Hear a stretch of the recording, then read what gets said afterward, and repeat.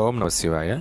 ద్వాదశ ఆదిత్యుల్లో 12వ ఆదిత్యుడు ఈ అరుణాదిత్యుడు. బిర్లా హాస్పిటల్ ఎదురుగా ఉన్న సందులో 50 మీటర్ల దూరంలో 2 ఆదిత్యుల దేవాలయాలు ఉన్నాయి.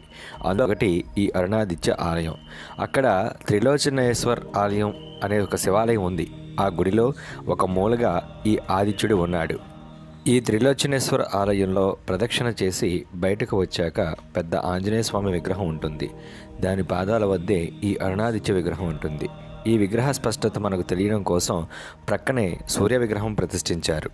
కశ్యప ప్రజాపతి భార్య అయిన వినతాదేవికి కశ్యప ప్రజాపతి వలన 2 గుడ్లు కలగగా అవి ఎంతకీ పగలపోవడంతో ఆవిడికి సహనం నశించి ఒక గుడ్డు పదలగొట్టగా అందులో సగం దేహం ఏర్పడిన అరూరుడు బయటకు వచ్చి ఆమెను నీవు నీ సవతికి దాసివై బ్రతుకుతూ అని శపిస్తాడు.